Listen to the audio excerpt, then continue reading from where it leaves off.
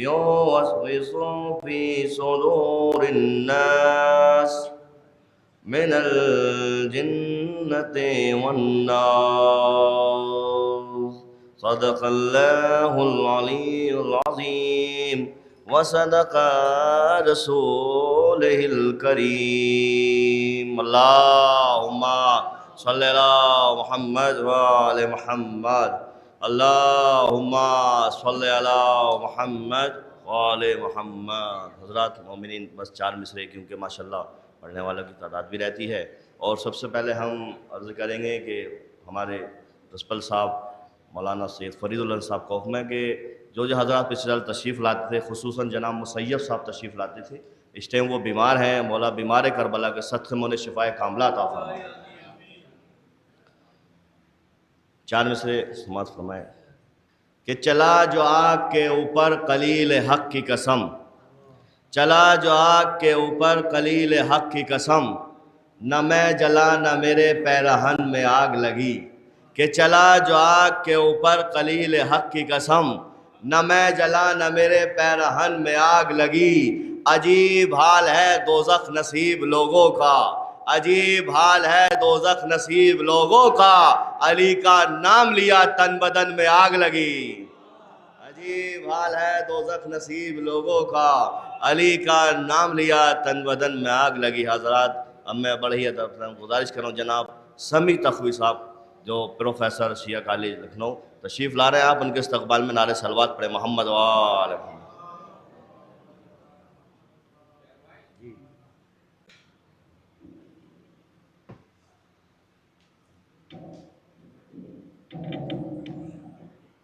ایک صلوات اللہ محمد محمد۔ مجلس کے لیے 2 یا 3 بند میں پڑھوں گا۔ مجلس کا زہے نور خوشا محفل عالی، حیدر کے محبوں سے کوئی جا نہیں خالی، عاشق ہیں سب اس کے جو ہے کونین کا والی، اتنا شریف پنجتنی شیعہ غالی، ششدر نہ ہو کیوں چرخ، عجب جلوہ گری ہے یہ بزم ادا آج ستاروں سے بھری ہے، کیا عروج ہے کیا رتبہ ہے اس بزم ادا کا، غل عرش سے ہے فرش تلک صلی اللہ کا۔ صلوات دیجئے اللہم صلی اللہ محمد۔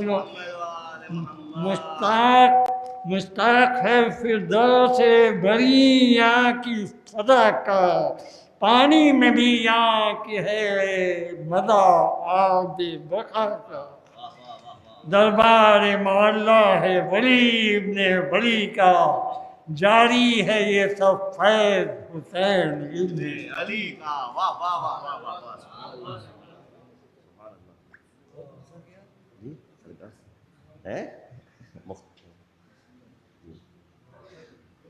حضرات رضا صاحب تشریف لانا ہے، اب ان کے استقبال میں نعرہ صلوات پڑھنا محمد وآل محمد۔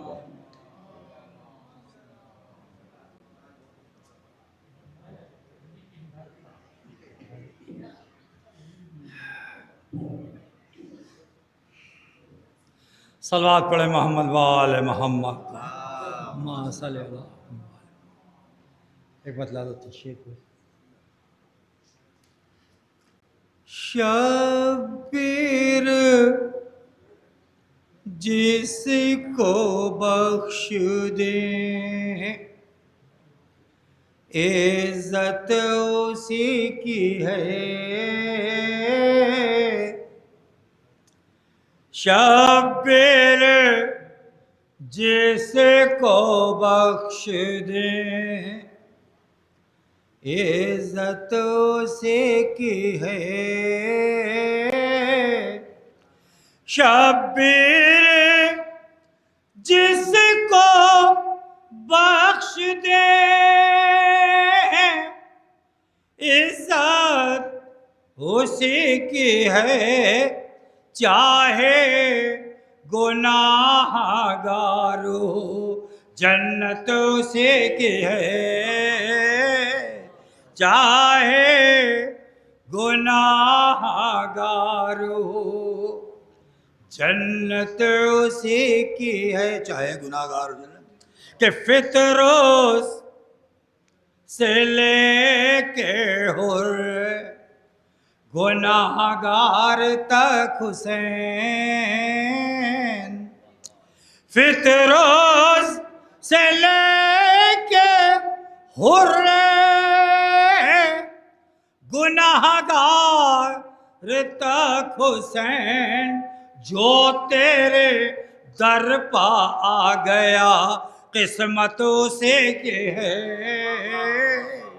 فطروس سے لے کے حر گناہ گار تک حسین، جو تیرے در پا آ گیا قسمت اسی کی ہے، کربلا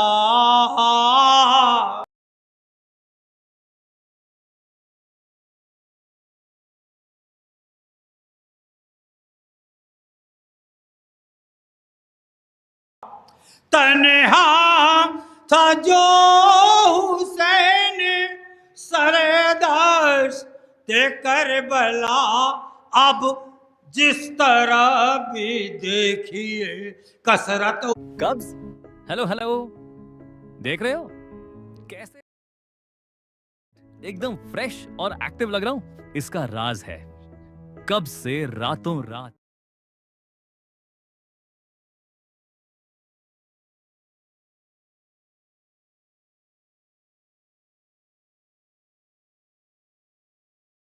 طرف بھی دیکھیے کثرت اسی کی ہے، وہ آواز آ رہی ہے جہنم کی سمت سے،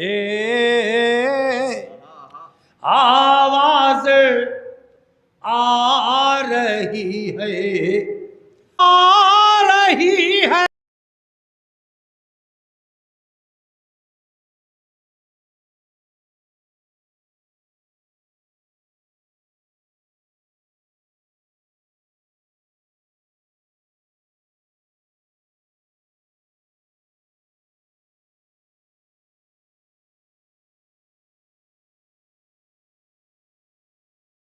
آواز آ رہی ہے جہنم کی سمت سے،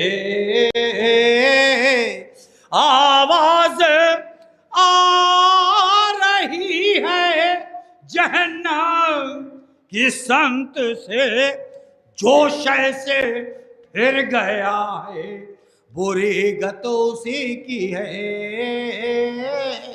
اصغر بھی بے زبان ہے قرآن کی طرح، اصغر بھی بے زبان ہے قرآن کی طرح، اصغر بھی بے زبان ہے قرآن سے کی ہے، اصغر بھی بے زبان ہے قرآن کی طرح،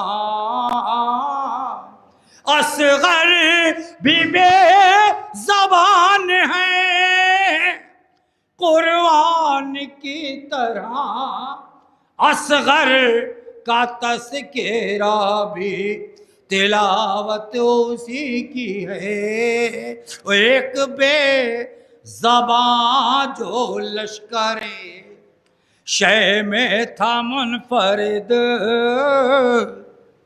ایک بے زبان جو لشکر شے میں تھا منفرد، ایک بے زبان جو لشکر شے میں تھا منفرد، ہونٹوں سے جنگ کرنا بھی جدتوں سے کی ہے، ایک بے زبان جو لشکر شہ میں تھا منفرد، ہونٹوں سے جنگ کرنا بھی جدت اسی کی ہے، عرض و سما کے راز سے واقف تھا جو رضا، عرض و سما کے راز سے واقف تھا جو رضا، عرض و سما کے راز سے واقف تھا جو رضا، دونوں جہاں پر اب بھی حکومتوں سے کی ہے، دونوں جہاں پر بھی۔ آپ حضرات جناب کی صحت کے لیے ایک صلوات کا سہارا دے، نعرہ صلوات۔ اللہم صلی اللہ محمد وآل محمد۔ نعرہ صلوات۔ آئیے حضرات، اب آپ کے سامنے سرکار امیر علماء حضرت آیت الحمد صاحب قبلہ رونق افروز منبر ہو رہے ہیں، آپ ان کے استقبال میں ایک نعرہ صلوات پڑھیں، محمد وآل محمد۔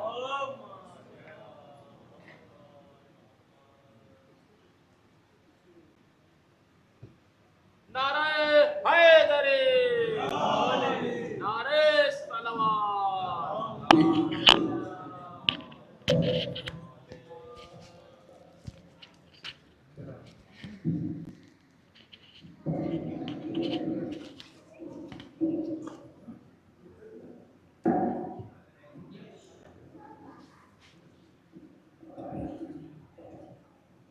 نعرہ صلوات۔ اللہ اکبر، صلی اللہ۔ نعرہ حیدری، نعرہ حیدری،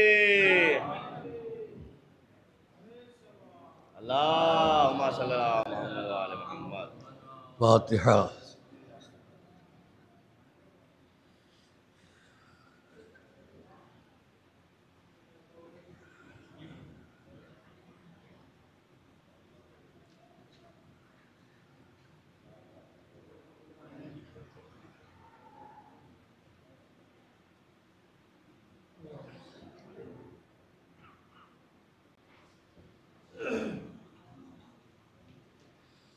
اعوذ باللہ السمیع العلیم من الشیطان اللعین الرجیم، بسم اللہ الرحمن الرحیم، الحمد للہ رب العالمین، والصلاة والسلام علی اشرف الانبیاء والمرسلین، سیدنا و نبینا و شفیعنا ابی القاسم محمد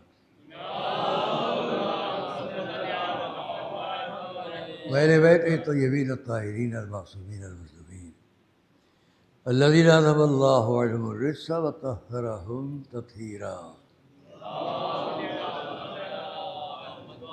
ورحمۃ اللہ علی اعدائہم وقتلتہم وغاصبی حقوقہم اجمعین من الاولین والآخرین۔ اما بعد فقد قال اللہ سبحانہ فی کتابہ المبین وقولہ الحق، بسم اللہ الرحمن الرحیم، کما ارسلنا فیکم رسولا منکم یتلو علیکم آیاتنا ویزکیکم ویعلمکم الکتاب والحکمہ ویعلمکم ما لم تکونوا تعلمون۔ صلوات علیہ۔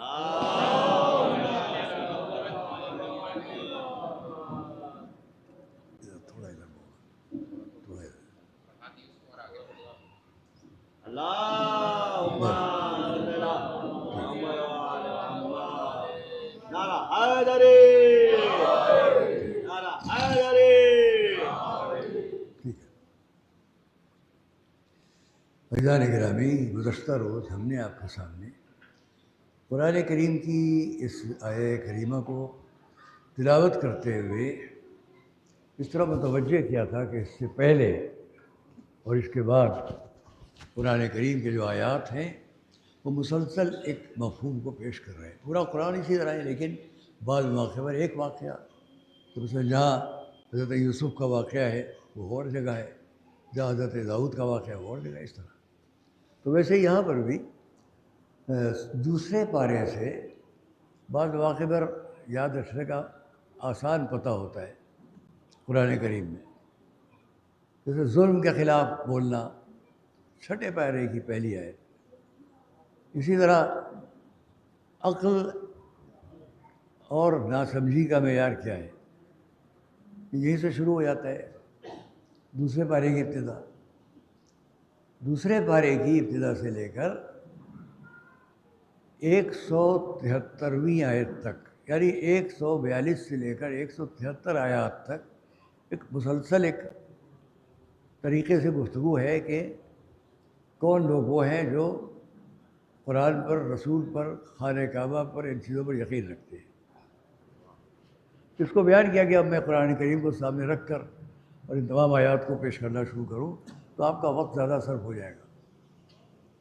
ہم اپنا مطالعہ کر کے جب آتے ہیں تو اس کے بعد آپ کے سامنے کچھ پیش کرتے ہیں. مجھے بڑی خوشی ہے کہ ہمارے یہ بچے جو ہے، میرے لیے تو بچے ہیں، آپ حضرات کے لیے اب مستقبل کا سرمایہ ہے. کیونکہ مجھے خوشی ہوتی ہے کہ جب میں دیکھتا ہوں کہ ان میں سے ہر ایک کا تمسک کتابی زندگی سے ہے.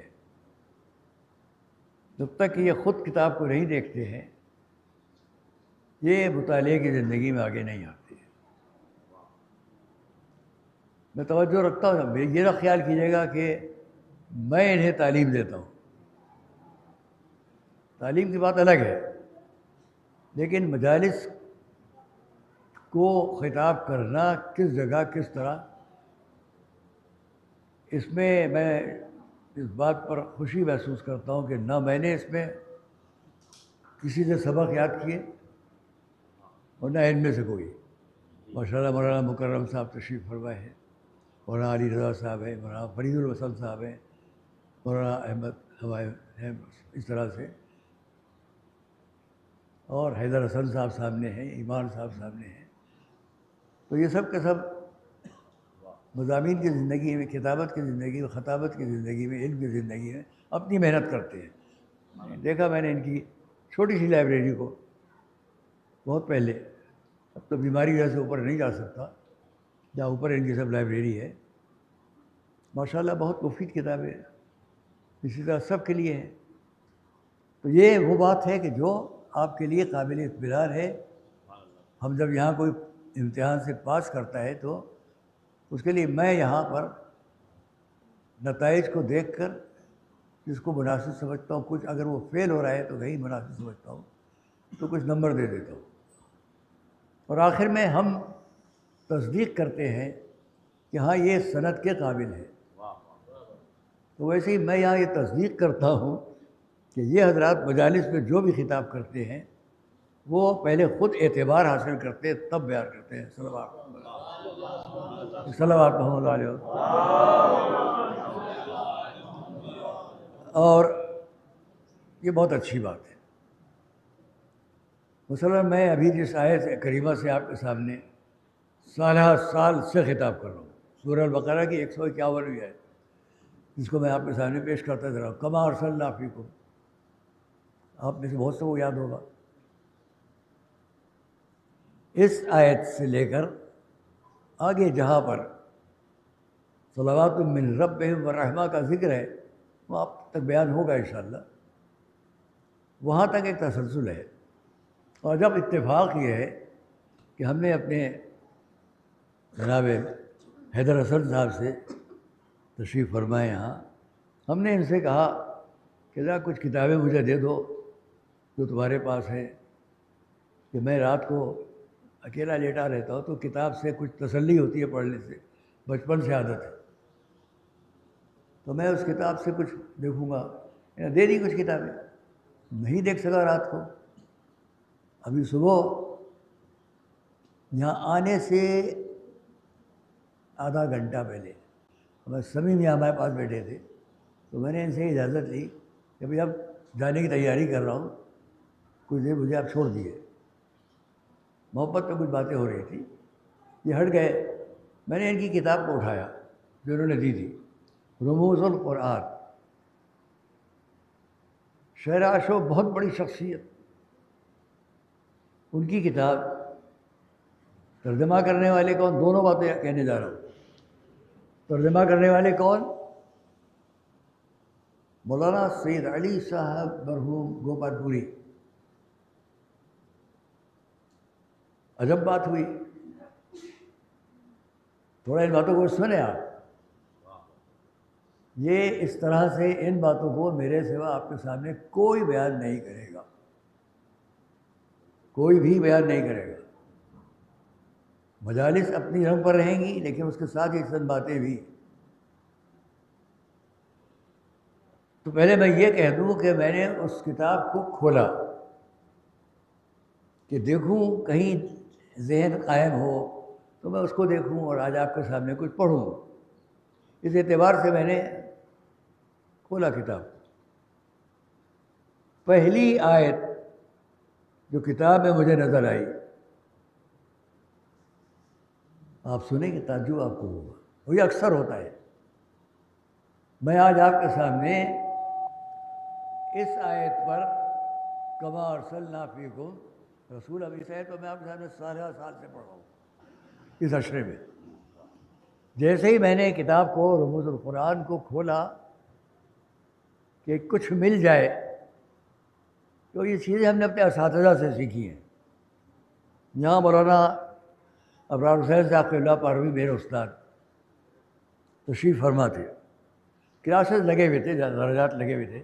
وہاں جناب مفتی اعظم مفتی احمد علی صاحب قبلہ تشریف فرما ہے، اس طرف مولانا ابرار حسین صاحب ہے، یہاں پر مولانا رسول احمد صاحب ہیں، اس طرح مولانا کاظم وغیرہ مختلف لوگ، نام کہاں تک لوں۔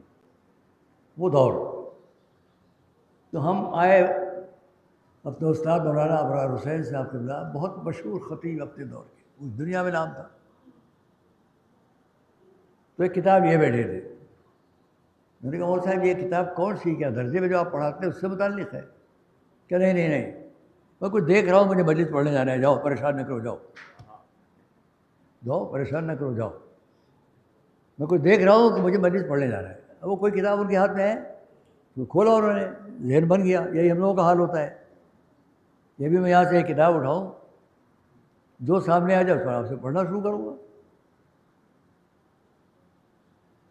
تو ہم نے ابھی جب یہ کتاب اٹھائی پہلی بار، ترجمہ مولانا سید علی صاحب قبلہ گوپال پوری کا، ان کے بارے میں کچھ بیان کروں گا اگر ذرا وقت دیکھا میں نے۔ جیسے ہی کتاب کھولی، سامنے جو آیت تھی وہ وہی آیت جس کو میں آپ کے سامنے مدتوں سے تلاوت کر رہا ہوں۔ صلوات پڑھیں محمد والے۔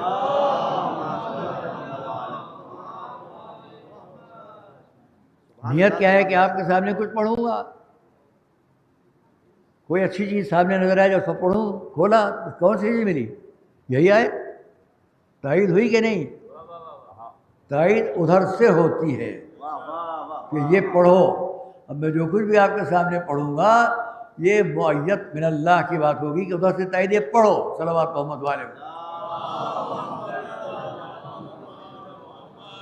عقل اور قرآن پر بات ہے، اسلام اور عقل۔ مولانا سید علی صاحب قبلہ گوپال پوری کے لیے میں ایک جملہ کہہ دوں، حق ادا کروں۔ میں دنیا میں چند لوگوں کی روحانیت سے متاثر رہا ہوں، سنیں آپ، چند لوگوں کی روحانیت سے میں متاثر رہا ہوں، میں خود۔ اب سب کے نام یہاں نہیں لوں گا، صرف ایک نام آپ کے سامنے پیش کروں، اور وہ ہے یہی مولانا سید علی صاحب، جنہوں نے اس کتاب کا ترجمہ فرمایا۔ ان کے والد تھے مولانا راحت حسین صاحب گوپال پوری۔ مولانا راحت حسین صاحب اپنے وقت کے ان علماء میں تھے جن کو عالم کہا جا سکتا ہے۔ وہ اسی مدرسے کے پڑھے ہوئے تھے، ہمارے جد سرکار نبی ملت کے شاگرد تھے۔ ان کے خط ہمارے پاس محفوظ ہے جو انہوں نے عراق سے یہاں لکھے۔ اب آئیے اس آیت کے ذیل میں جو باتیں وہاں لکھی گئیں وہ میرے موضوع سے بڑی مطابق، میں جلدی میں نے دیکھا تو جو کچھ دیکھا اس میں سے ایک آدھ بات کہہ رہا ہوں۔ صلوات پڑھے محمد والے۔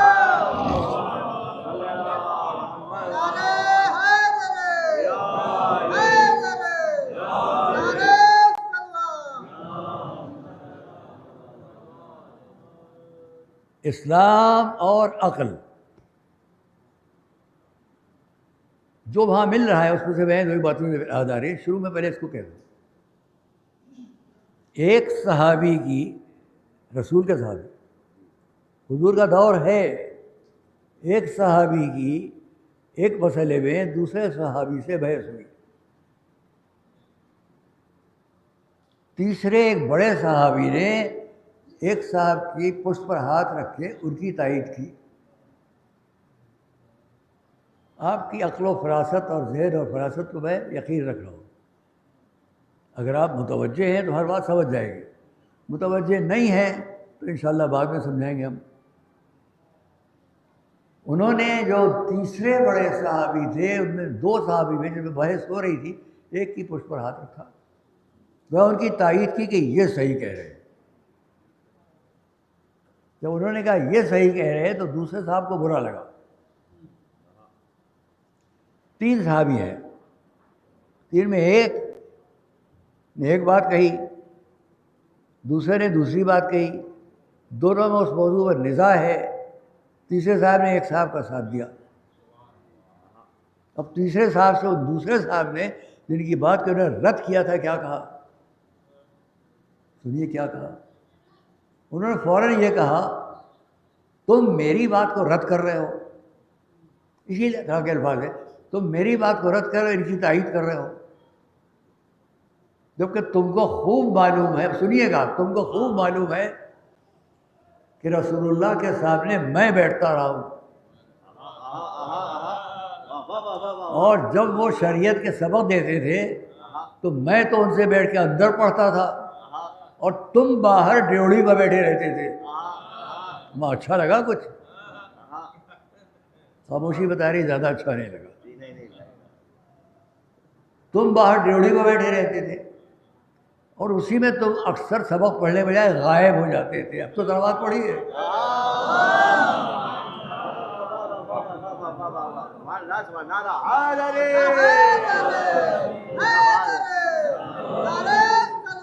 اس سے زیادہ دیکھیے گا آپ اپنی اس کتاب کو، اس سے زیادہ دلچسپ بات یہ ہے کہ اس میں انہوں نے لکھا دوسری جگہ وہیں پر اسی آیت کے ذیل میں کما ارسلنا فیکم رسولا منکم یتلو علیکم آیاتنا ویزکیکم ویعلمکم الکتاب والحکمہ ویعلمکم ما لم تکونوا تعلمون. اس پر بحث ہے، ویعلمکم ما لم تکونوا تعلمون. اور وہ سب کچھ تمہیں وہ تعلیم دیتا ہے رسول جو تم نہیں جانتے.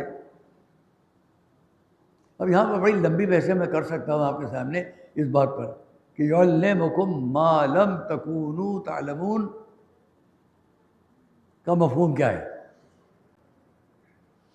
ابھی عرض کریں گے آپ سے.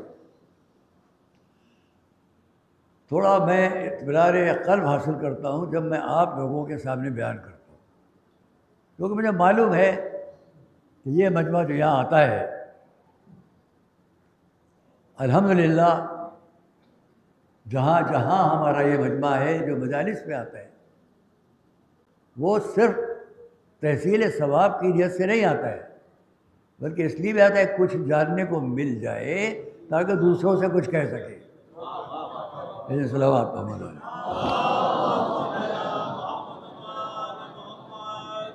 یہ مجمع جو یہاں سے سڑک پر بھی جگہ جگہ بیٹھا سن رہا ہوگا اور آنے والی تاریخوں میں یہاں سے لے کے وہاں تک سب پر سڑک پر جگہ مملو ہوگی.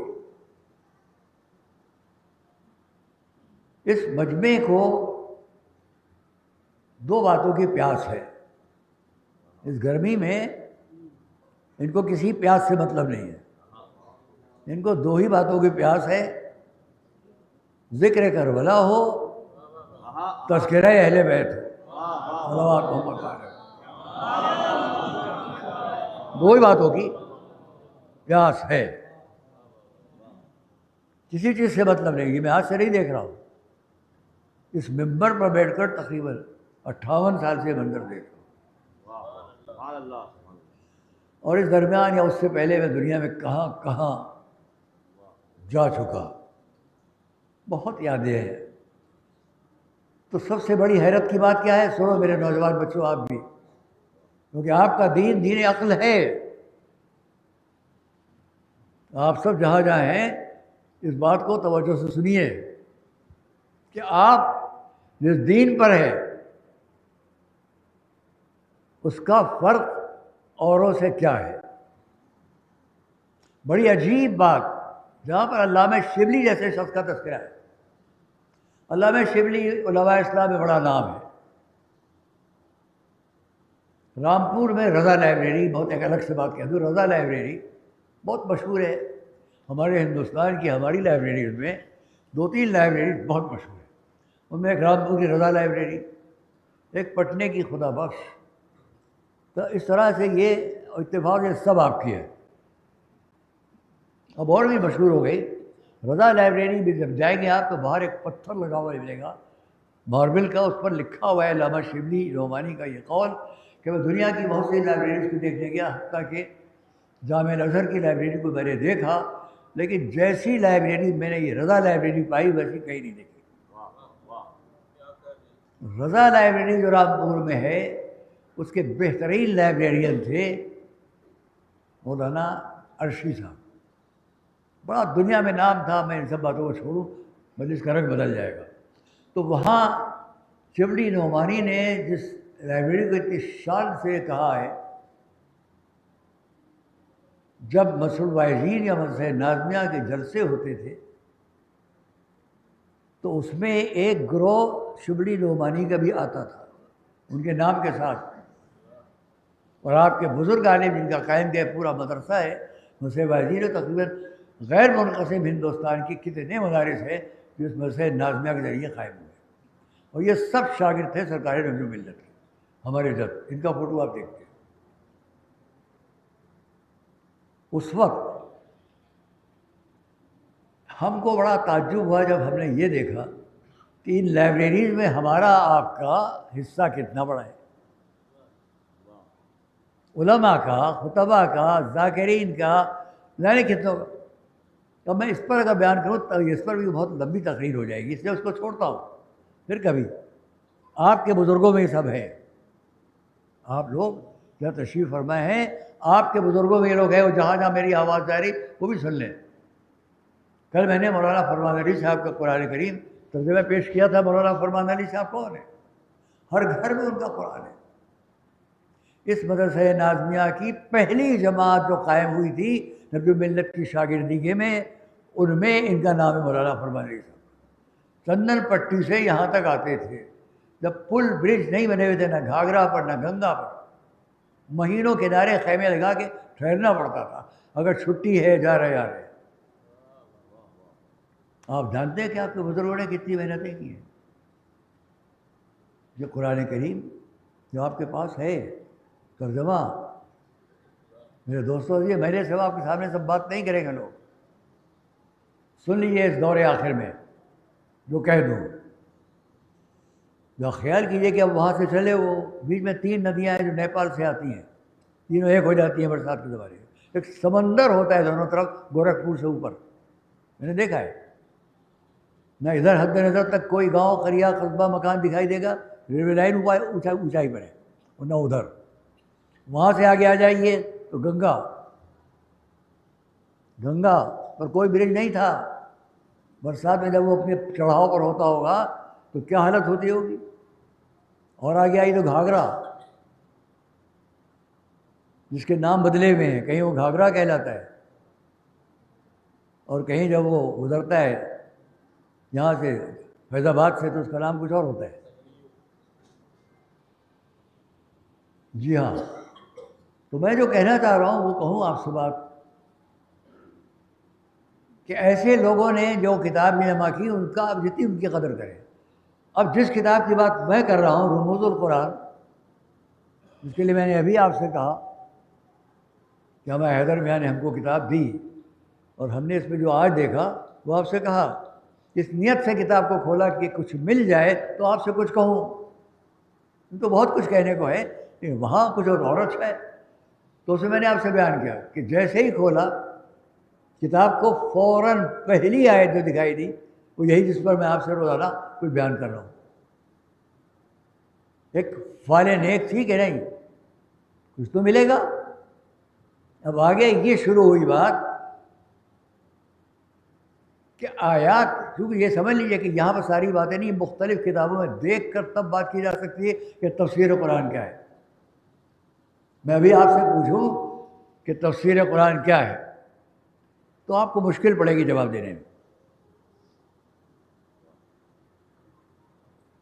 بالکل رسمی ترجمہ تفسیر کے سلسلے میں کیا ہے وہ بیان کر دو، جو علماء نے مفسرین نے لکھا۔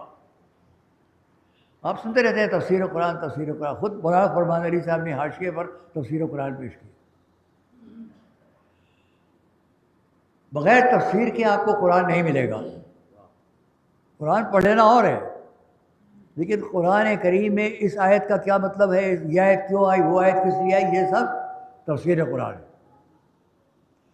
اور اس تفسیر قرآن میں مفسرین نے لکھا کہ کیا مطلب ہے تفسیر کا۔ انہوں نے لکھا کشف المعانی عن اللفظ المشکل، مشکل لفظ سے اس کے اصلی معنی کو کھول کر نکالنا۔ صلوات محمد علیہ۔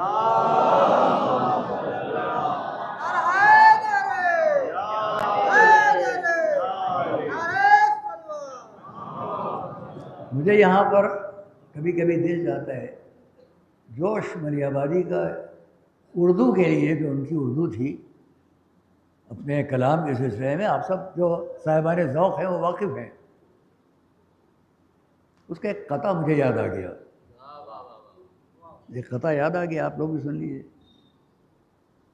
قاموس و لغات سے گزر کر دیکھو، قاموس ایک لغت کا نام ہے بہت مشہور، قاموس و لغات سے گزر کر دیکھو، دریائے معانی میں اتر کر دیکھو، الفاظ کے سر پر نہیں اڑتے مانا، الفاظ کے سینوں میں اتر کر دیکھو۔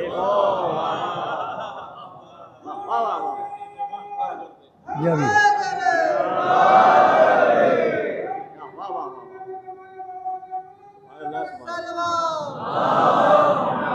بہرحال بہت شوق تھا مجھے کبھی کہ میں شعر و شاعری بھی کروں، لیکن میں نے اپنے عصر میں، اپنے دور میں، بچپنے میں جن لوگوں کو دیکھا شاعری کرتے ان کو میں نے اپنے سے بہت آگے پایا، تو میں نے خیال کیا چھوڑو، اگر اس میں لگ گئے تو نازیہ مدرسے کی تعلیم ختم، تو یہی کرو گے۔ تو ہم نے پھر طے کیا شعر و شاعری سے ہٹا لو اپنا ذہن۔ اللہ کا شکر ہے، جو بڑے بڑے شاعر تھے جب وہ ہمارے سامنے ممبر کے سامنے بیٹھے تو ان کا یہ کہنا تھا میری مجلس کے سلسلے میں، یہ وہ مجلس ہے جو بر اعظموں کے درمیان ممبر رکھ کے سنائی جانے کا ہے۔ نام نہیں لوں گا ان صاحب کا، بڑے بڑے شعراء ادبا جن سے ہم ملے، جن کو ہم نے دیکھا، کیونکہ آپ پڑھتے ہیں وہاں حضرت زینب کی شان میں، گھبرائے گی زینب، جن کے آئی ان سے بھی ملا ہوں، جس کو علامہ رشید ترابی کے مجلس کے شروع میں یا بعد میں پڑھتے تھے ان سے بھی ملا ہوں، انہوں نے میرے سامنے پھر پڑھا۔ زندگی ہماری اسی میں گزری ہے۔ جو لوگ شعر و شاعری، ادبی زندگی اور علم زندگی سے دور ہیں، وہ ہمارے بارے میں ایک ہی بات کہیں گے، یہ خریدتے ہیں، یہ خرید لیتے ہیں، وہ خرید لیتے ہیں، یہاں تک کہ میرا نام خرید الحسن رکھ دیا۔ بہت اچھا کیا آپ نے، تو میں اسی لیے کہا کرتا ہوں کہ خرید الحسن آپ نے کہا کہ خریدتے ہیں، یہ نہیں کہا کہ بیچتے ہیں۔ چلو آپ پڑھیے محمد علی۔ اور میں اپنی تعریف میں نہیں کہہ رہا، میرے گھر میں جو میرا کتب خانہ ہے، میرے جد امجد سرکار نبی ملت کا سرکاری مفتی اعظم صاحب ہے، ایک بڑا کتب خانہ تھا، بہت بڑا، بلکہ مولانا محسن نواز صاحب قلعہ میرے استاد تھے، انہوں نے ایک موقع پر والد صاحب سے فرمایا میں نے بڑے بڑے کتب خانے دیکھے ہیں، لیکن آپ کے دادا کا جو چھوٹا سا کتب خانہ ہے یہ اتنا قیمتی، اتنا اچھا کہ اس کے مقابلے اور کوئی کتب خانہ نہیں ہے۔ اس وقت کی کتابوں پر سن 1937 میں 38 میں ہم اس دنیا میں آئے، اور جن کتابوں میں میرا حاشیہ کہیں لکھا ہوا ہے یا میں نے ان کی فہرست بنائی ہے، اس وقت میرا سن 10 سال سے زیادہ نہیں تھا، جو شخص 10 سال 9 سال کے سن سے کتابوں میں حربت رہا ہو اسے کہاں فرصت کہ وہ آپ کو پڑھے اور آپ کو پڑھے اور آپ کو پڑھے. واہ واہ. ہم آپ کو پڑھتے تو ہم آپ کے لیے کچھ کہتے. آپ کا جو دل چاہے کہتے نہیں سے کہ آپ نے کچھ پڑھا ہی نہیں ہے. نہیں سمجھے سوال پڑھے ہوگا.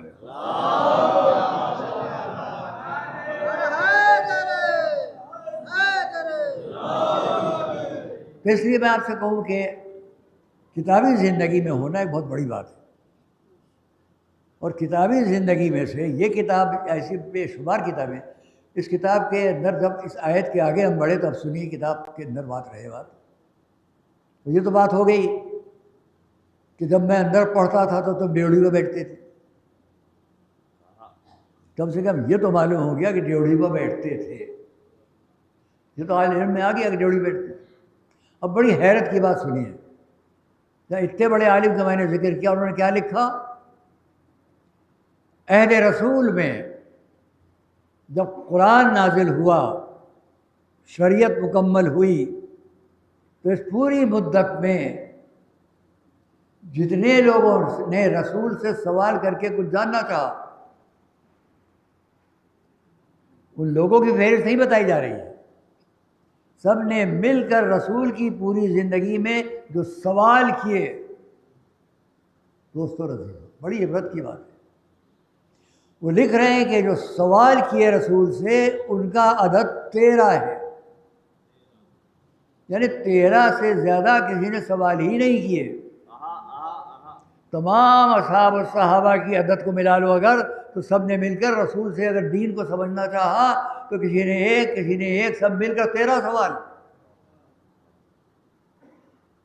آپ کو تعجب ہو رہا ہے کہ نہیں کہ اتنی بڑی فہرست ہو اور رسول سے سوال کرنے کی جرت نہ ہو؟ اور سوال بھی جو لوگ کرتے تھے وہ کیسا ہو؟ تھوڑا لکھا ہے. ایک صاحب نے رسول سے پوچھا میرے باپ کا نام کیا ہے؟ دوسرے صاحب نے رسول سے پوچھا میرے ماں اور باپ کہاں ہیں؟ یہ سوالات ہیں. میری ماں میرے باپ کہاں ہیں؟ تو رسول نے جو جواب دیا اس سے ان کی ہمت کتنی پست ہوئی ہوگی. جب انہوں نے پوچھا میرے ماں باپ کہاں ہیں تو رسول نے فرمایا جہنم میں. بڑے طلباء کا مزہ لے. اب آپ خود ایسا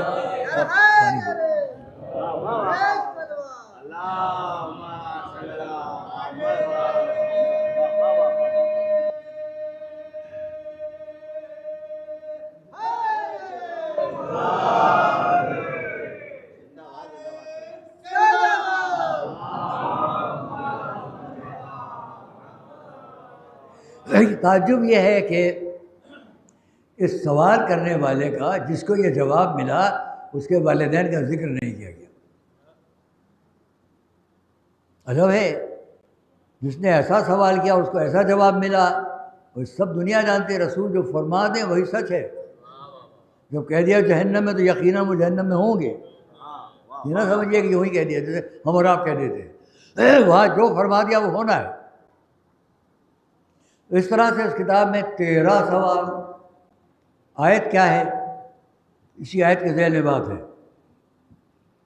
جیسا کہ رسول کما ارسلنا فیکم, جیسا کہ آپ لوگوں سے کہا جا رہا ہے ارسلنا فیکم رسولا منکم, ہم نے تمہارے درمیان ایک رسول کو بھیجا تم جیسا ہے, تمہیں میں سے, جو تم پر اللہ کی نشانیوں کی تلاوت کرتا ہے اور تمہارے نفس کو پاک کرتا ہے اور تم کو کتاب یعنی شریعت اور حکمت کی تعلیم دیتا ہے. حکمت سے مراد دین خدا کی تعلیم دیتا ہے اور تم کو سب کچھ تعلیم دیتا ہے جو تم نہیں جانتے تھے. تو قرآن تو کہہ رہا ہے یہ رسول ہر وقت سب کو سب کچھ بتا رہے ہیں, اور آپ کہتے ہیں سوال کرنے والے ہی نہیں تھے, 13 تھے بس جنہوں نے 13 سوال کیے. شاید اب یہاں سے میں اپنی بات کہوں گا, شاید اس کی صلاحیت ہی نہ تھی کہ کوئی سوال کرے.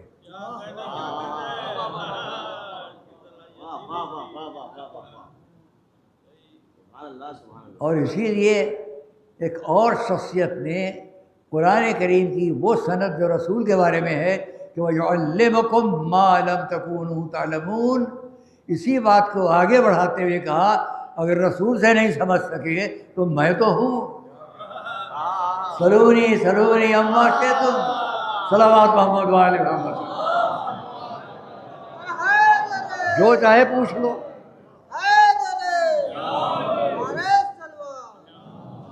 جو چاہے پوچھ لو۔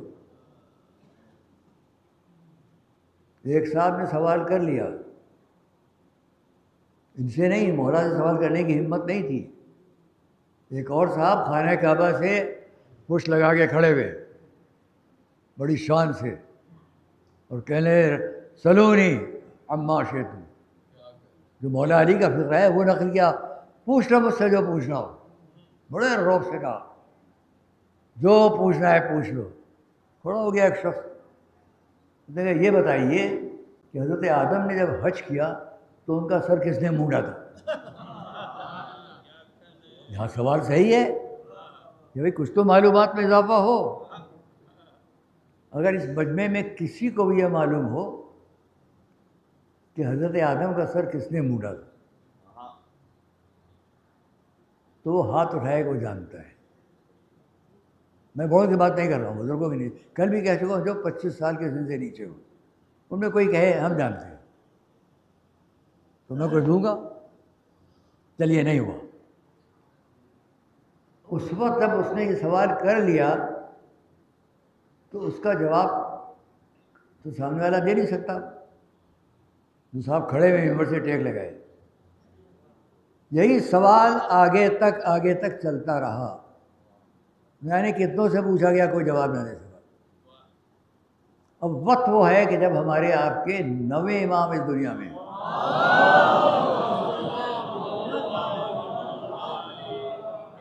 اس وقت یہ سوال ہو گیا، سب پھر پریشان، بڑی بڑی داڑھیاں، بڑی بڑی ہوائیں قوائیں، بڑے مرصع لباس، دربار میں پڑا ہوتا تھا علماء کا۔ کسی نے پوچھ لیا، کوئی صاحب کچھ، کوئی صاحب کچھ، کوئی صاحب کچھ۔ کسی نے کہا صحیح جواب سے ایک ہی شخص دے سکتا ہے، وہ وہاں ہے، ان سے کہیے وہ جواب دیں گے۔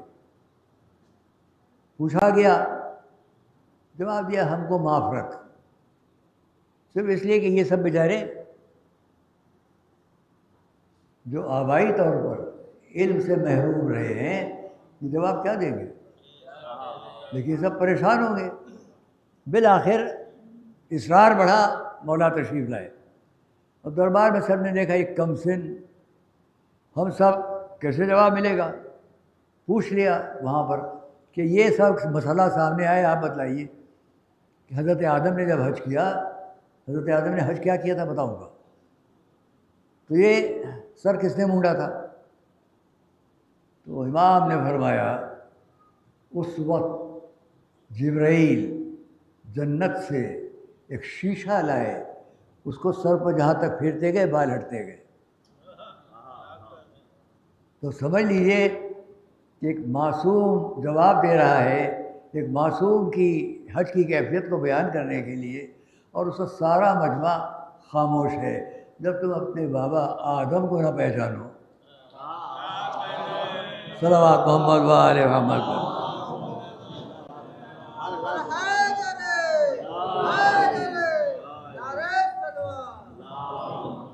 حضرت آدم جب عرش سے روئے زمین پر بھیجے گئے تو دیکھ کر پریشان ہوتے تھے کہ میں وہاں طواف کرتا تھا، اب یہاں کیا کروں؟ اس وقت روایات ہے کہ ایک نور سامنے ظاہر ہوا اور اس نے یہ کہا، کہو اے آدم، یا حمید و بحق محمد، یا علی و بحق علی، یا فاطر و بحق فاطمہ، یا محسن و بحق الحسن والحسین، صلوات محمد علیہ۔ مشکلات حل ہوئی اور خانہ کعبہ تک پہنچایا گیا۔ جبرائیل نے اور ملائکہ کے ساتھ، میں مختصر طور پر کہہ دوں، زمین کو ٹھوکر لگائی اپنے طریقے پر اور وہاں کچھ پرتیں سامنے ظاہر ہوئیں جن کو آج آپ پہاڑ کہتے ہیں. جو صفا اور مروہ دونوں پہاڑیاں ہیں یہ اسی وقت ظاہر ہوئیں اور ان کے تمام حصے آپس میں اس طرح ملے ہوئے تھے جیسے چوٹیاں گوند لی جاتی ہیں. تو اگر اس پر ٹھوکر لگائی جائے تو دور تک زلزلہ آنے لگتا ہے. اس جگہ کو ویسے ہی چھوڑا گیا ہے. اور یہ دونوں ہیں کیا آپ جانتے ہیں. تو خیر اس جگہ کا نام پڑا قبہ آدم. قبہ آدم اس مجمع کے سامنے میں اس کو کبھی بہت پہلے بہت تفصیل سے پڑھ چکا ہوں. تو یہ صفا اور مروہ وہ پہاڑیاں ہیں کہ جب حضرت ہاجرہ حضرت اسماعیل کے سلسلے میں کہ ان کو کیسے پانی ملے پریشان تھی تو آپ دونوں پہاڑیوں کے درمیان دوڑ لگا رہی تھی. کبھی ادھر آ کے دور تک دیکھتی تھی کوئی ہے جو میرے بچے کو پانی پلا دے, ادھر جا کر دیکھتی تھی کوئی ہے جو میرے بچے کو پانی پلا دے. اس حالت میں یہ بھی دوڑ رہی. یہاں تک میں نے اس لیے بیان کیا کہ آج جو جتنے حضرات جب حج کرنے جاتے ہیں ذرا ان سے میرا سوال ہے کہ یہ فرمائی جہاں میری آواز آ رہی ہے حج کے چند خاص مراتب سے بیان کر رہا ہوں. ایک طواف حج, طواف کعبہ, کعبے کا طواف.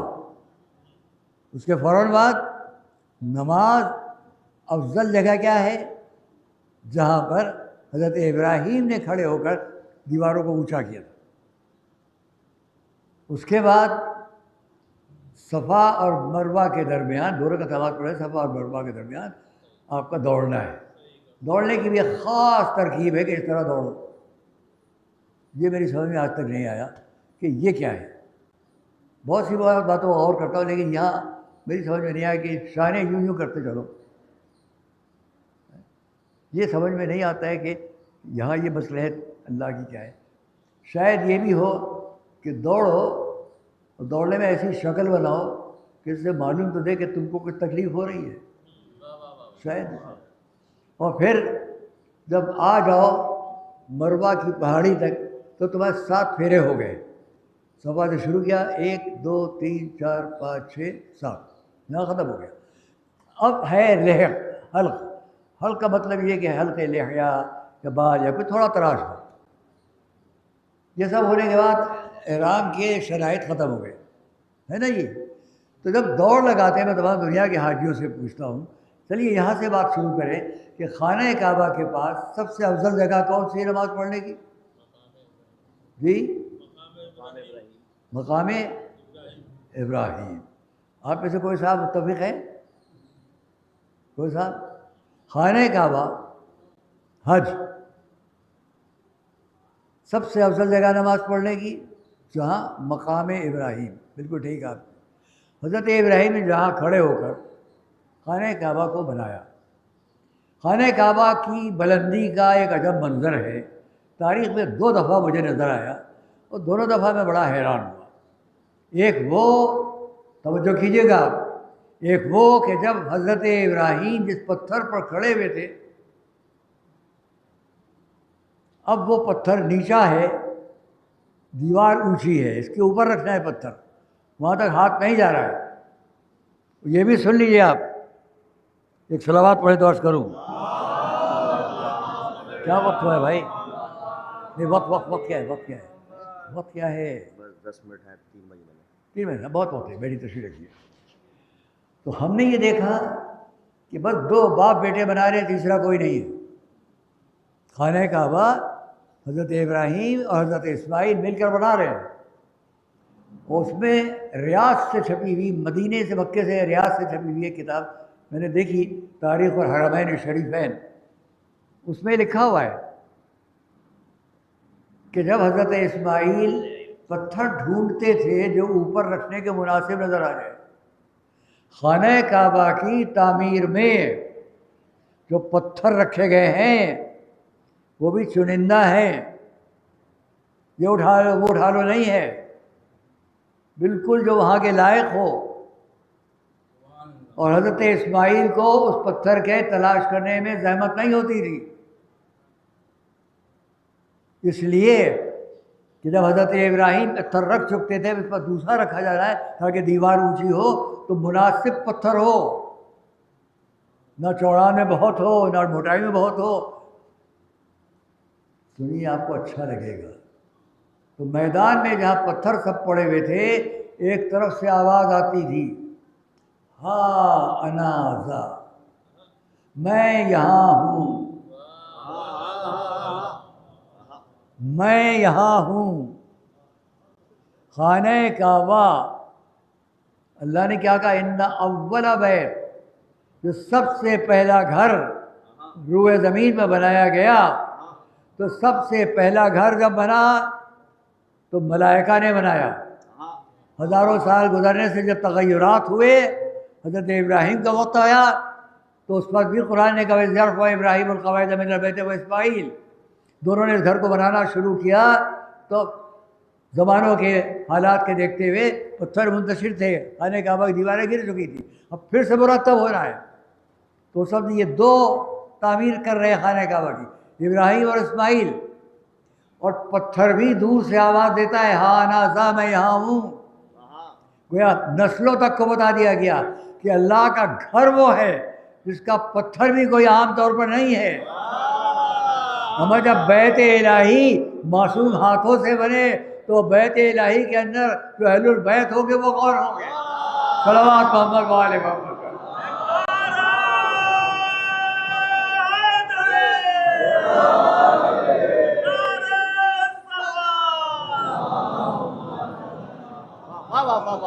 اور اس لیے وہ بھی اتنے چنندہ ہیں، میں نے ان کو اپنے بعض اشعار میں کہا ہے، موقع نہیں، وقت بھی نہیں ہے، یاد بھی نہیں کہ میں آپ کے سامنے پڑھوں کہ مولا علی کی ولادت اور مکے سے خانہ کعبہ سے باہر آنا، تو میں نے اس لیے لکھا ہے بعض اشعار میں اپنے، کبھی کسی کو سنا دوں گا۔ مولا علی کا وقت آنے کا جب معین تھا تو کہاں تھا؟ خانہ کعبہ میں۔ پوری دنیا میں اللہ کا سب سے پہلا گھر کعبہ، قرآن کی آیت ہے، ان اول بیت، پہلا گھر روئے زمین پر، وضع للناس، جو لوگوں کے لیے بنا دیا گیا، ببکۃ مبارکا وہدی للعالمین، یہ مکہ مبارکہ ہے اور یہ عالمین کے لیے ہدایت ہے۔ جو ہمارے بھتیجے یہاں بیٹھے ہوئے ہیں، جن کے دادا ہمارے استاد، ہمارے پھوپھا، ہمارے چچا اور پھوپھا سب رشتے تھے، انہوں نے یہاں بڑی اچھی بات ایک فرمائی، یاد آ گیا بیان کر دوں، کہ اللہ کو میم بہت پسند ہے، ہر لفظ کے شروع میں میم، مکہ میم، مسجد میم، اسی طرح آپ دیکھتے چلے جائیں، میم میم میم ملے گا، ہے مومن، مسلم، میم۔ یہ کیا بات ہے کہ میم تو جگہ جگہ تھی، لیکن جب کعبے کا ذکر ہوا تو میم کو ہٹا کر بے رکھ دیا،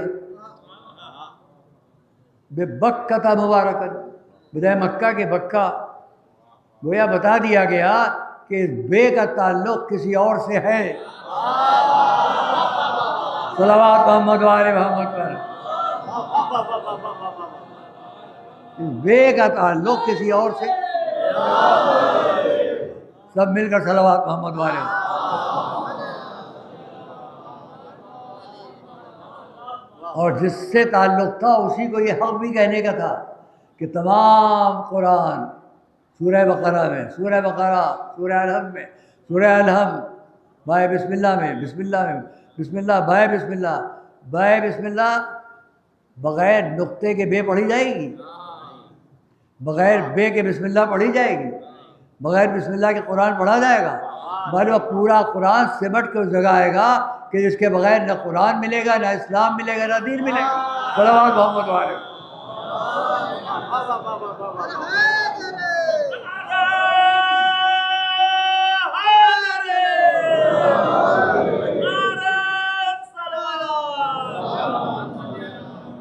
انا النقطۃ التی تحت الباب، مولا علی نے فرمایا۔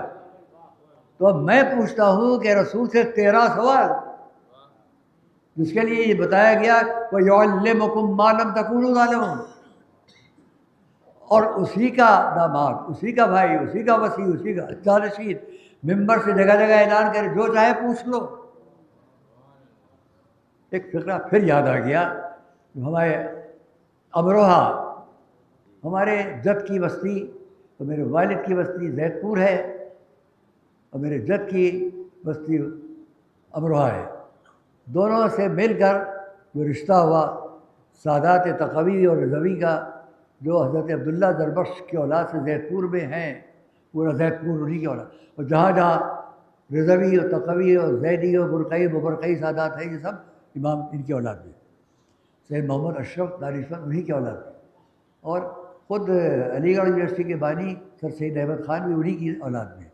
تو یہ سب، تو اس میں انہوں نے اس بات کو نقل کیا ہے کہ جتنی بھی اس دنیا میں رضوی لوگ ہیں وہ سب تقوی ہیں، پہلے تقوی ہیں پھر رضوی ہیں۔ تو آئیے ہم آپ سے بات کریں کہ اب آپ سمجھیں اس چیز کو کہ جہاں تمام باتیں تمام ہوتی ہیں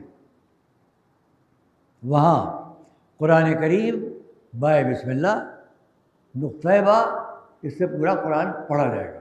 تو مولا علی فرما رہے ہیں میں وہ نقطہ ہوں، تو جس نے سلونی قبل ان تفقدونی، بات یاد آ گئی کہ امروہے کی ہماری ایک شخصیت تھی، ان کا بڑا نام دنیا میں رہا ہے، سید تقی صاحب، ان کے چھوٹے بھائی تھے جناب سید رئیس امروہی۔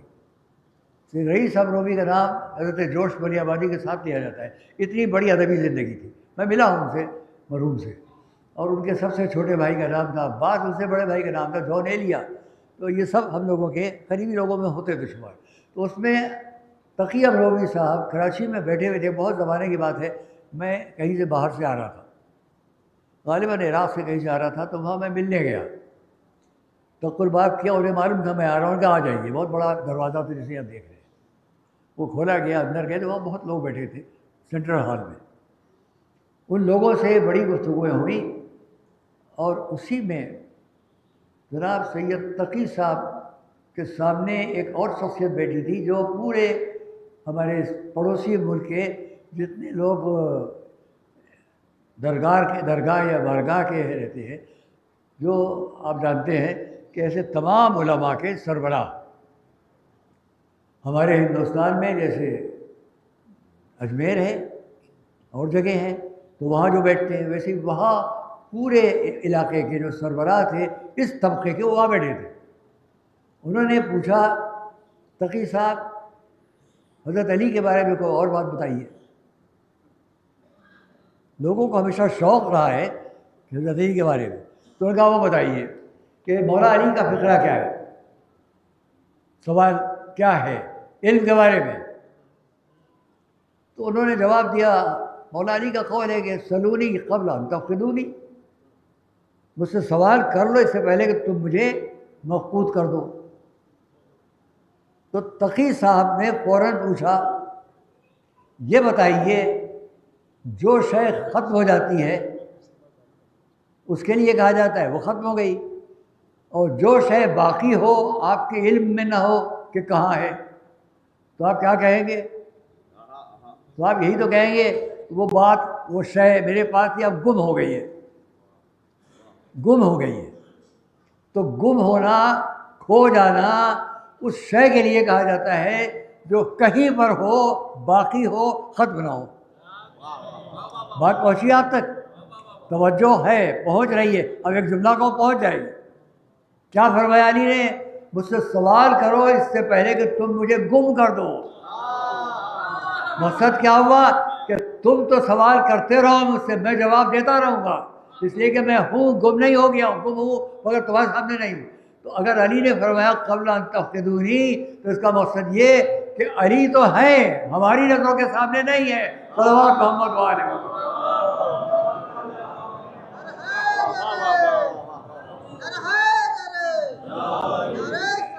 آپ کہیں کسی طرح کسی اور غلط فہمی میں مبتلا نہ ہو جائیں، اس لیے میں کہہ دوں کہ علی ہے کا مطلب یہ کہ مولا علی اپنے علم کی ذات، اپنے علم کی حیثیت سے آج ساری دنیا میں ہے۔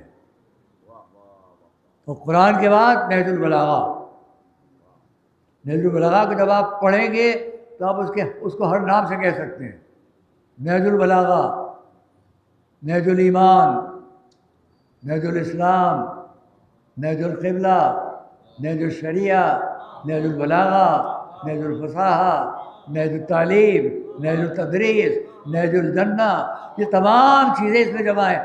جنت کا راستہ کیا ہے؟ نہج البلاغہ بتائے گی۔ جہنم کیسے پہنچے گا آدمی؟ نہج البلاغہ بتائے گی۔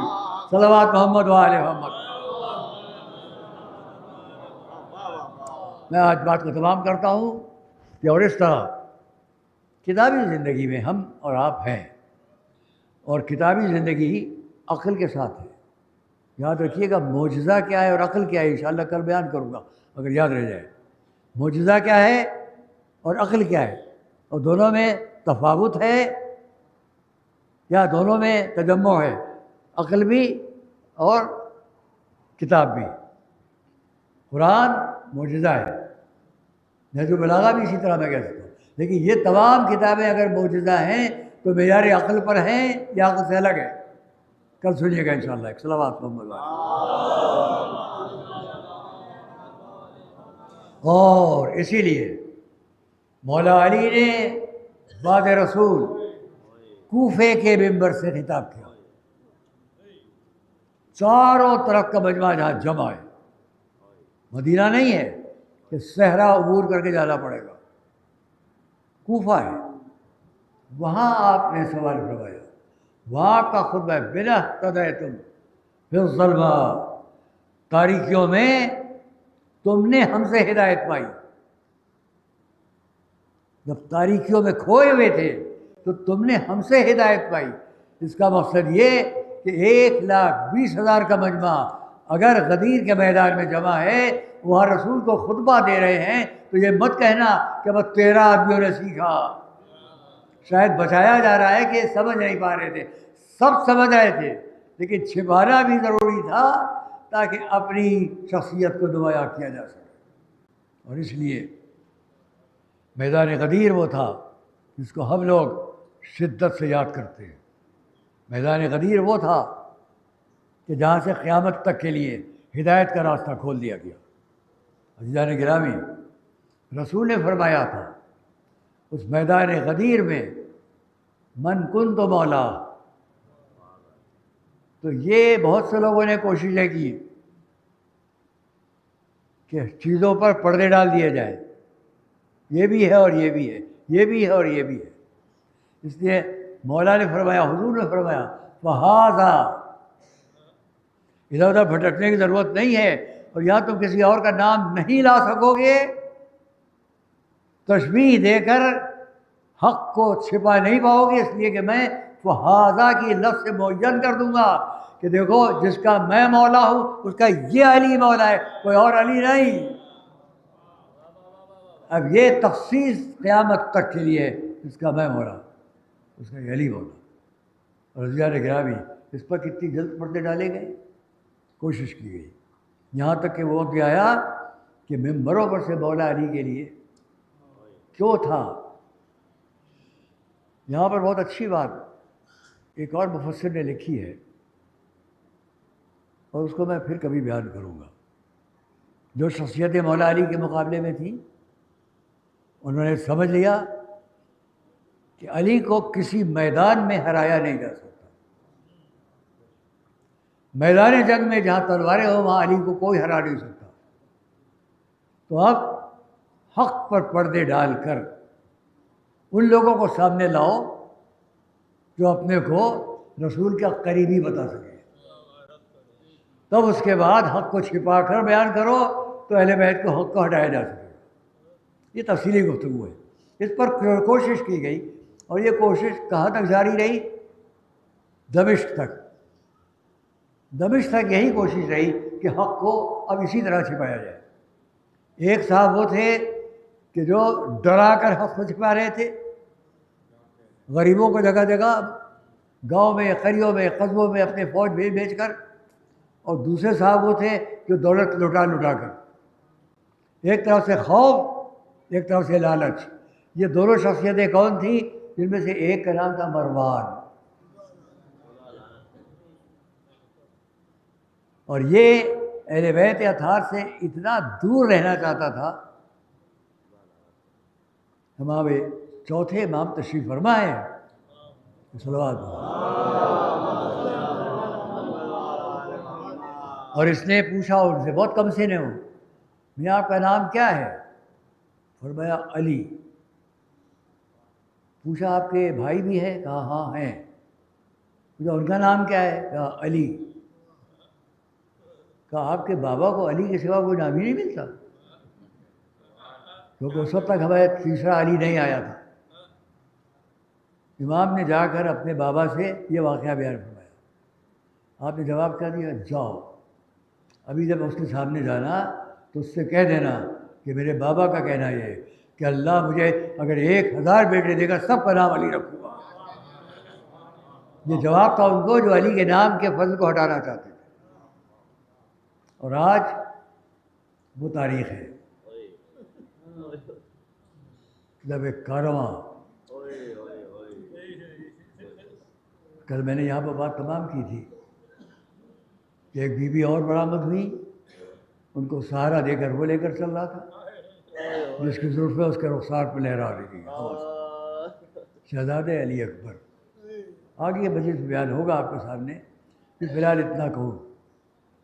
عزیزان گرامی، مصائب میں کچھ کہنے سے پیشتر میں چند لفظیں صدق دل کے ساتھ، دل کی گہرائی کے ساتھ، پوری سچائی کے ساتھ ان تمام لوگوں کی خدمت میں تشکر کا اظہار کروں گا کہ جنہوں نے میرے لیے دعائیں فرمائی، جو میرے لیے آئے خدمت میں، ان کی میں تشکر پیش کرتا ہوں.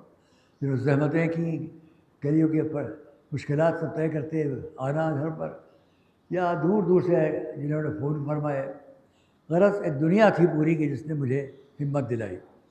اور اس وقت میں جو اس ممبر پر آ رہا ہوں تو اس میں ان سب حضرات کی تصورات میں کیفیت ہے کہ یقیناً ان کو یہ فکر ہوگی کہ یہ شخص پھر خدمت معصومین و خدمت اہل بیت اطہار کے لیے ممبر پر آ سکے گا کہ نہیں.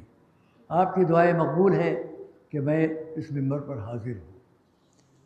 اور اگرچہ بہت محسوس کر رہا ہوں کہ مجھے بہت کم وقت بات کرنا چاہیے، لیکن بہرحال جو بھی ہوا اس تفصیل میں نہیں جاؤں گا. ہاں اتنا کہوں گا کہ آپریشن ہو رہا تھا 2 گھنٹے کا، اور ہم نے یہی دعا مانگی اس وقت بھی کہ انشاءاللہ ہم آگے جائیں گے اور وقت آئے گا تو آپ کے سامنے حاضر ہوں گے. یہ خدمت میں حاضر ہونا، ممبر پر آنا، یہ میرے لیے آپ سب کی دعاؤں کا بھی نتیجہ ہے، اور خود بھی ایک جذبہ ہے جو میرے ساتھیوں نے، بچوں نے، گھر والوں نے میرے ودیعت کیا. آپ یہ ارادہ کی ہے کہ آپ کو ممبر پر جانا ہے، اور میں آج آپ کے سامنے اتنی دیر تک جو خدمت ادا کر رہا ہوں اس میں یہ جذبہ ضرور ہے کہ جو لوگ عزاداری کے مشن کو برقرار رکھنا چاہتے ہیں ان سے میری بہت ادب سے گزارش ہے کہ خدا را عزاداری کے اس منظر کو قائم رکھیے جو آپ کے بزرگوں نے آپ کو دیا، اور خدا را اس ممبر سے اس حق کو ادا کیجیے کہ جو اس ممبر کے لائق ہو. بس میرا ہی ایک شعر ہے جو کبھی سی نازمیہ میں نے پڑھا تھا فاطمہ کے چاند میں، مجلسیں ہوں یا قصیدے پائے گا ایک دن حمید. مجلسیں ہوں یا قصیدے پائے گا ایک دن حمید، ایک عطائے بے کرا سے، ایک عطائے بے کرا سے لال و گوہر کا مزاج. بہت سے اشعار ہیں، ان کو میں پھر کسی وقت موقع ملا، آپ کے دل چاہتا ہے کچھ یہ بھی آپ کے سامنے پیش کروں گا. تو آئیے، اسی میں سے ایک شعر ہے، ایک آنسو کو جو دیکھا دیکھتا ہی رہ گیا. میرے استاد یہاں تشریف فرما تھے مولانا ایوب صاحب کے بڑا سرسی والے، بہت خوش ہوئے. ایک آنسو کو جو دیکھا دیکھتا ہی رہ گیا، ایک قطرے میں ہے سمٹا روز محشر کا مزاج.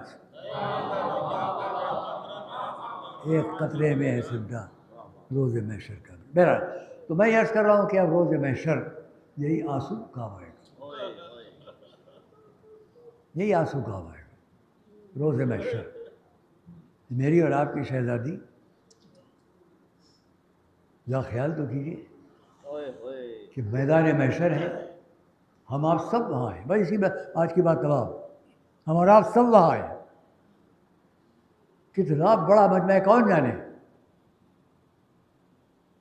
اور حضور نے فرمایا اے علی جاؤ میری بیٹی کو لے آؤ تاکہ وہ اپنے چاہنے والوں کی شفاعت کرے. مجھے شفاعت پر بہت کچھ آپ کے سامنے کہنا ہے, انشاءاللہ آگے کی مجلسوں میں کہوں گا. آ کر شفاعت کر لے. علی آگے بڑھے. عجب منظر تھا جو علی نے دیکھا. ایک نورانی ناقہ ہے جس کے چاروں طرف نورانی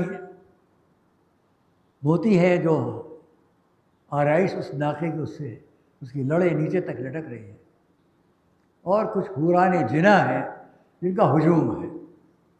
اس ہجوم کے درمیان ہماری آپ کی شہزادی. عجب منظر ہے. وہاں جب مولا علی نے معصومہ کو شان سے دیکھا تو فرمایا اے بنت علی آپ کو آپ کے بابا نے بلایا ہے. سب جملے آپ کو آپ کے بابا نے بلایا ہے. ناقے کا رخ موڑا گیا کہ شہزادی اپنے بابا کی خدمت میں پہنچے. ہمارے آپ کے جیسے لوگوں کے لیے شفاعت فرمائے.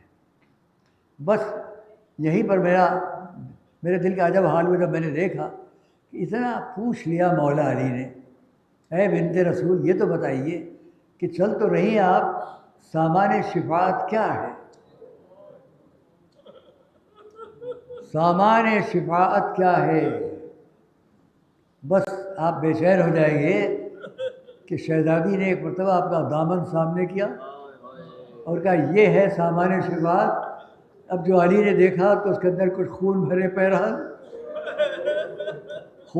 پیرہن اور اسی میں دیکھا کہ 2 کٹے ہوئے بازو.